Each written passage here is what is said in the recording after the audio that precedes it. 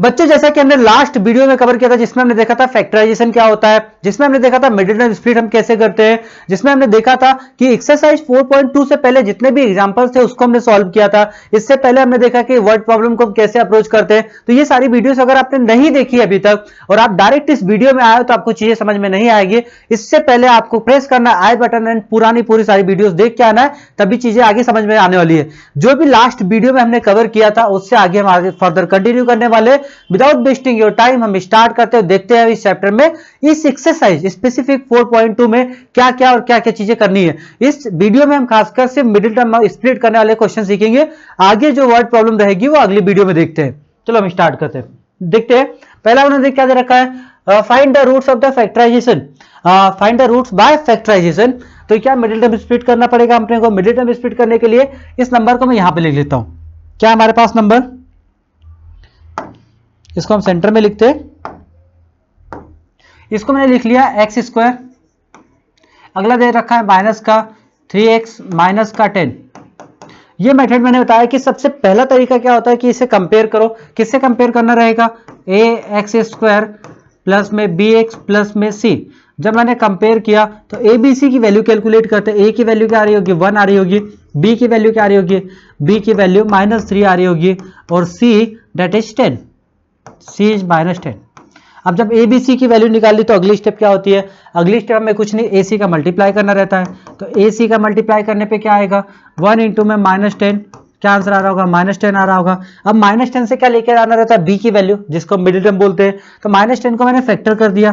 क्या मैं इसको ऐसे लिख सकता हूँ कि -5 इंटू में 2 लिखा होगा।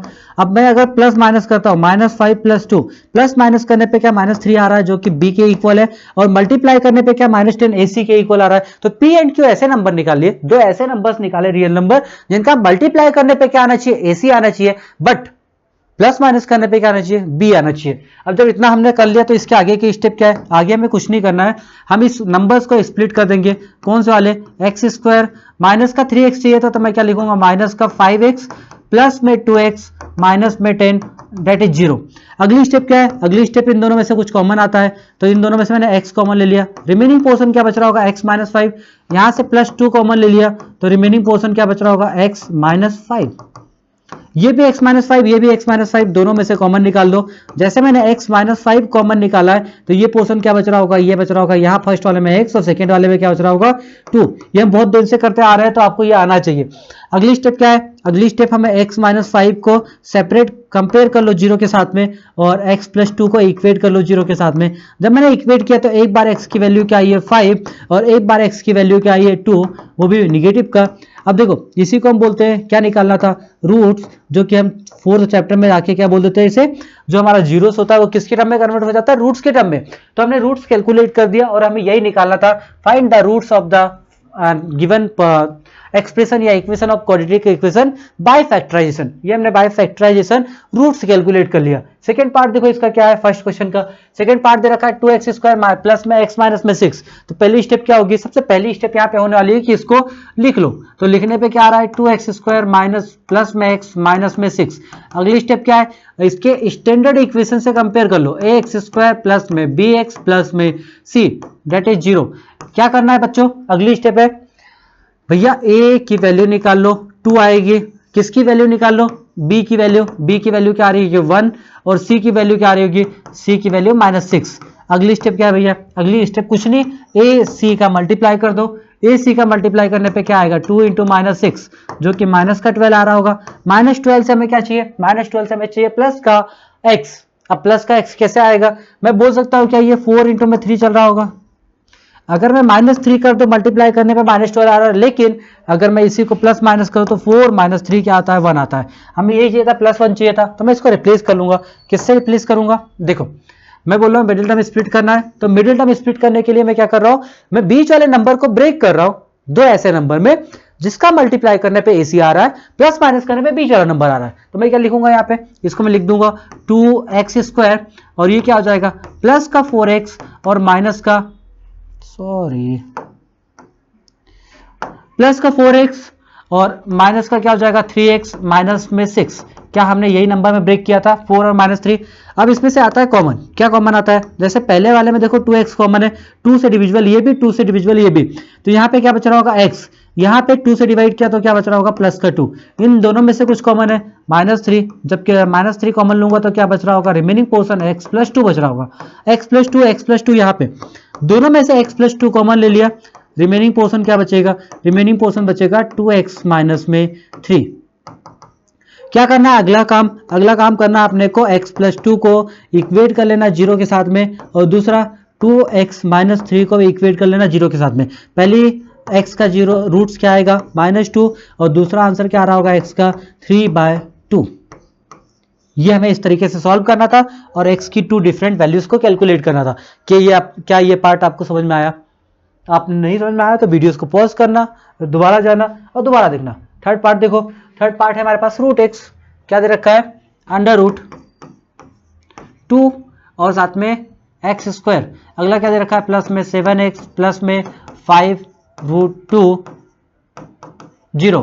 क्या निकालना रहता है, सबसे पहले हमें कंपेयर करना रहता है, किससे कंपेयर करेंगे, ax² प्लस में bx प्लस में c। जब मैंने कंपेयर किया तो ए बी सी की वैल्यू निकालूंगा, ए की वैल्यू कितनी आएगी, ए की वैल्यू √2 आ रही होगी, बी की वैल्यू कितनी आ रही होगी +7, और सी की वैल्यू क्या आ रही होगी 5√2। अगली स्टेप क्या होती है, अगली स्टेप होती है ए सी का मल्टीप्लाई कर लो। तो ए सी का मल्टीप्लाई करने पे क्या आएगा, एक तो हमारे पास √2 लिखा है और दूसरा क्या लिखा है 5√2। मल्टीप्लाई करने पे क्या आ जाएगा, √2 × √2 क्या आ जाएगा 5 × 2, जो कि कंप्लीट 10 आ रहा है। अब 10 से क्या लेके आना है, 10 से क्या बी की वैल्यू 7 है, 10 से क्या 7 लेके आना है, तो क्या मैं इसका फैक्टर 5 × 2 ही मान लूं। देखो 5 + 2 क्या हो जाएगा 7 हो जाएगा, 5 × 2 क्या हो जाता है 10, जो कि AC के इक्वल है। तो मल्टीप्लाई करने पे AC आना चाहिए, प्लस माइनस करने पे बीच वाला नंबर आना चाहिए। बीच वाला नंबर आ गया तो इसको हम क्या कर देते हैं, अगली स्टेप होती है हम इसे कर देते हैं रिप्लेस। जैसे मैंने रिप्लेस किया तो क्या बन रहा होगा, ये बन रहा होगा √2x² और ये बन रहा होगा 5x प्लस में क्या बन रहा होगा, ये रिमेनिंग पोर्शन हो जाएगा 2x प्लस में 5√2 और साथ में 0। इन दोनों में से देखो कुछ कॉमन है, इन दोनों में से कुछ भी कॉमन नहीं है x के अलावा, तो मैं इसको √2 एज इट इज छोड़ देता हूँ, x एज इट इज छोड़ देता हूँ, प्लस में 5। इन दोनों में से क्या कुछ कॉमन है, अभी मैंने सिखाया था कंप्लीट 2 को √2 × √2 ले सकता हूँ, कंप्लीट 2 को क्या हम ऐसे भी ले सकते हैं। अब जब मैंने √2 × √2 लिया तो एक √2 मैंने यहाँ से बाहर निकाल दिया, जैसे मैंने एक √2 बाहर निकाला, रिमेनिंग पोर्शन क्या बच रहा होगा, रिमेनिंग बच रहा होगा यहाँ पे √2 साथ में x और प्लस में क्या बच रहा होगा 5। देखो √2x + 5 ये तो एक पोर्शन हो जाएगा, √2x प्लस में 5। सेकेंड पार्ट में क्या आ रहा होगा, सेकेंड पार्ट में आ रहा होगा x प्लस में √2। अब यहाँ पे आगे अगली पोर्शन क्या करना, अगला स्टेप क्या है, ये 0 के साथ में इक्वेट कर दो, यहाँ से दो वैल्यूज निकाल लो। पहली वैल्यू क्या होगी √2x प्लस में 5 डेट इज 0, और दूसरा क्या बन रहा होगा, दूसरा बन रहा होगा हमारे पास x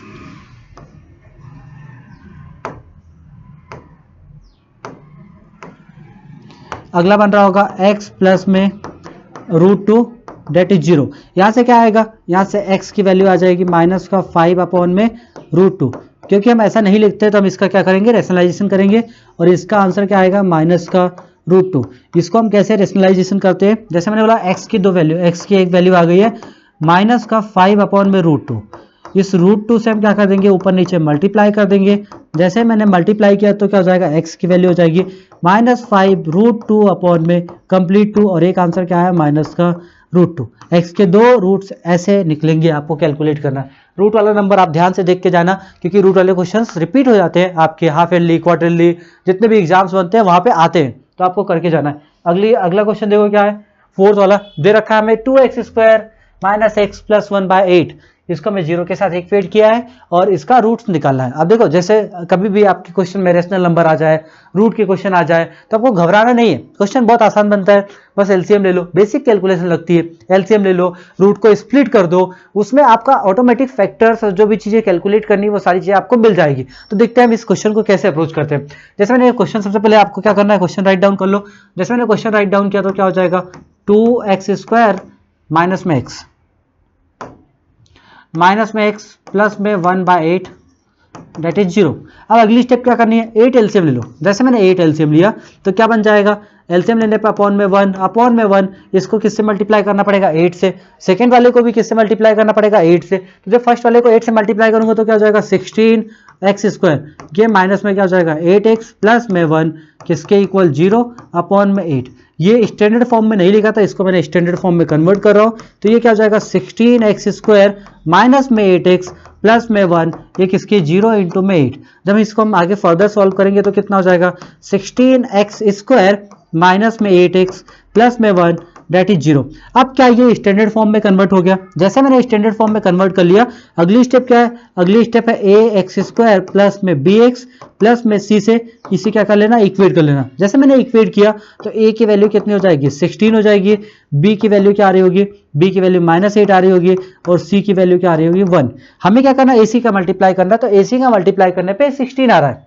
देखो AC का मल्टीप्लाई करने पे 16 आ रहा है, और जैसे AC का मल्टीप्लाई करने पे 16 आ रहा है तो मुझे क्या लिखना है b -8। तो क्या मैं 4 इंटू में 4 लिख सकता हूँ, -4 ले लो तो -4 और -4 क्या हो जाता है -8 हो जाता है, और -4 इंटू -4 क्या हो जाता है प्लस का 16 हो जाता है। तो मैंने मिडिल टर्म स्प्लिट कर दिया, मिडिल टर्म स्प्लिट करने पे मुझे क्या मिला, एक तो 16x² एज इट इज रहेगा, मैं क्या करूंगा -8 को क्या लिखूंगा माइनस का 4x, और दूसरे पार्ट में भी क्या लिखूंगा माइनस का 4x प्लस में 1 0 के इक्वल। क्या इसमें कुछ कॉमन है? क्या 4x कॉमन ले सकता हूं? जैसे मैंने 4x कॉमन लिया, ये किससे डिवाइड हो रहा है 4 टाइम, तो 4 4 जा 16, 4x माइनस में 1, इसमें से कुछ कॉमन ले सकता हूं, कुछ भी कॉमन नहीं है तो मैंने -1 कॉमन ले लिया, 4x - 1 डेट इज 0। एक बार 4x 1 -1 4x -1 दोनों में कॉमन है, दोनों में से बाहर निकाल दिया, ये रिमेनिंग पोर्शन क्या बच रहा होगा 4x - 1 डेट इज 0। एक बार 4x - 1 को कंपेयर कर लो 0 के साथ में, और सेकेंड टाइम भी क्या कर लो 4x - 1 को साथ इक्वेट कर लो 0 के साथ में। यहाँ से x की वैल्यू क्या आएगी 1/4, और यहाँ से भी x की वैल्यू क्या आने वाली है 1/4। क्या आपको ये पार्ट समझ में आया? हमने मिडिल टर्म स्प्लिट कर क्योंकि हमने सीख रखा है, तो मैं आपको इतना इन डिटेल्स नहीं बता रहा हूं कि आपको बार बार मैं एक क्वेश्चन को एक्सप्लेन करूं, क्योंकि हम ये करते आ रहे हैं तो आपको आना चाहिए। अगर नहीं आ रहा है तो इसमें सिर्फ आपकी गलती और किसी की गलती नहीं है। आप फिर से वीडियो को रोको, पीछे जाओ और पुरानी वीडियोस को देखो, तब आना, तो आपको चीज समझ में आएगी। अगर नहीं करोगे तो आपकी ही प्रॉब्लम है, क्योंकि आपको अल्टीमेटली बैठ के करना पड़ेगा, डिसिप्लिन तो मेंटेन करना पड़ेगा। अगला पार्ट देखो क्या है, जैसे उन्होंने दे रखा है 100x² माइनस में 20x प्लस में 1। अब इसको हम कैसे सॉल्व करेंगे? देखो मैंने लिख दिया इसे, सबसे पहली स्टेप क्या होती है, इसको अलग लिख लो, 100x² माइनस में 20x, ये वाली स्टेप नहीं होती है, इसको मैंने बस लिख लिया। इसको हम किससे कंपेयर कर रहे हैं, जनरल इक्वेशन ax² प्लस में bx प्लस में c किसके इक्वल 0 के। हम यहाँ से क्या करेंगे a b c की वैल्यू निकालेंगे, तो a की वैल्यू कितनी आ रही है 100, b की वैल्यू कितनी आ रही है -20, और c की वैल्यू आ रही है हमारे पास 1। अब a b c की वैल्यू निकाली तो अगली स्टेप क्या है, a c का मल्टीप्लाई कर दो। जैसे मैंने a c का मल्टीप्लाई किया है 100 आ रहा है, 100 इंटू 1 क्या होता है, 100 इंटू 1 हमेशा 100 होता है। इसको स्प्लिट कर दो, तो इसको मैंने दो फैक्टर में स्प्लिट कर दिया, एक 10 बोल दिया, दूसरा क्या बोल दिया 10। क्या प्लस करने पे अगर मैं -10 ले लूँ -10 ले लूँ, इन दोनों का प्लस करने पे -20 आ रहा है। हमें b की वैल्यू क्या चाहिए थे, -20 चाहिए थे, तो मैंने क्या किया सिंपल, जैसे मैं सोचता हूँ आपको ऐसे ही सोचना है, फैक्टराइजेशन करना है, आप ये सारी चीज़ आसान हो जाएगी, आपके लिए आसान होगी। क्योंकि 9th के बच्चे, हमारी कोचिंग की बात कर रहा हूँ, हमारे 9th के बच्चे ना बहुत फास्ट करते हैं सब कुछ, तो आपको आना चाहिए। अब अगली स्टेप क्या है, अगली स्टेप कुछ नहीं, इसको स्प्लिट कर दो। जैसे मैंने स्प्लिट किया तो स्प्लिट करने पर क्या मिल रहा होगा, ये कुछ ऐसे बन रहा होगा 100x² माइनस में क्या आ रहा होगा 10x, माइनस में क्या बन रहा होगा 10x प्लस में 1 डेट इज 0। क्या इसमें से कुछ कॉमन है? इसमें से देखो 10 से डिविजिबल है, तो 10 और साथ में x कॉमन ले लिया, ये 10 से 10 टाइम में, तो 10x और माइनस में क्या बच रहा होगा 1, इसमें से -1 कॉमन लिया, -1 कॉमन लेने पे क्या बच रहा है 10x -1। अब यहाँ पे क्या करना है, अगली स्टेप करनी है आपको 10x -1, इन दोनों वाले को बाहर कर दो, बचा क्या हमारा रिमेनिंग पोर्शन बच रहा है 10x -1 डेट इज 0। क्या अब इससे हमें इक्वेट करना आता है? क्या करना है, 10x -1 को 0 के साथ इक्वेट कर लो, 10x -1 को 0 के साथ, जैसे मैंने इक्वेट किया x की वैल्यू कितनी आ गई है 1/10, यहाँ भी x की वैल्यू क्या आ गई है 1/10। ये क्वेश्चन था। देखो मैंने क्या किया है, मैंने कुछ नहीं, 100x² माइनस में 20x प्लस में 1, इसको मैंने सबसे पहले क्या किया है, इसको मैंने सबसे पहले कंपेयर किया है। किससे कंपेयर किया है, जनरल फॉर्म क्या है ax² प्लस में bx प्लस c। क्या निकाला, अगला स्टेप हमारा abc की वैल्यू कैलकुलेट कर ली। क्या करिए, abc की वैल्यू कैलकुलेट करी। जैसे मैंने abc की वैल्यू कैलकुलेट कर ली, फिर मैंने क्या किया, a और c निकाल दिया, a और c निकालने पे क्या है 100, 100 से मुझे क्या निकालना था, फैक्टर्स निकालने थे। तो मैंने फैक्टर्स कैसे सोचे, मतलब कि 100 को 100 मतलब 10 इंटू 10 लिख दो, 100 टाइम हो जाएगा 100 हो जाएगा, और उसके बाद में -10 ले लो तो माइनस का 20 हो जाएगा। फिर मैंने इसको मिडिल टर्म स्प्लिट कर दिया, जैसे मिडिल टर्म स्प्लिट किया, आगे सॉल्व किया और मुझे आंसर मिल गया। अब यहां तक मैंने बताया आपको कितने क्वेश्चंस करवाए, टोटल 5 पार्ट्स करवाए, इसके 1 2 3 4 5, हाँ 5 पार्ट्स करवाए। अब 5 पार्ट्स के अलावा जैसे अगला क्वेश्चन क्या है, जैसे अगला क्वेश्चन है वर्ड प्रॉब्लम आ गई है, इसका अगला भी वर्ड प्रॉब्लम है। तो आपको यहां तक नहीं करना है, आपको बस इतना ही कंप्लीट कर लेके आना है। अगली जो वर्ड प्रॉब्लम होगी अगली वीडियो में हम कवर करेंगे, देखेंगे और बहुत बेहतरीन तरीके से सॉल्व करने वाले। तो यहां तक आपको कंप्लीट करना है। जो पुरानी वीडियोस नहीं देखी है वो देख के आना है, और आपको क्या कर देना है, लाइक शेयर सब्सक्राइब कर लेना है और अपने दोस्तों के पास तक भेजना है, जिससे उनकी भी हेल्प हो सके। तब तक के लिए थैंक यू सो मच। आप इतना कंप्लीट करो, मिलते हैं हम अगले वीडियो में।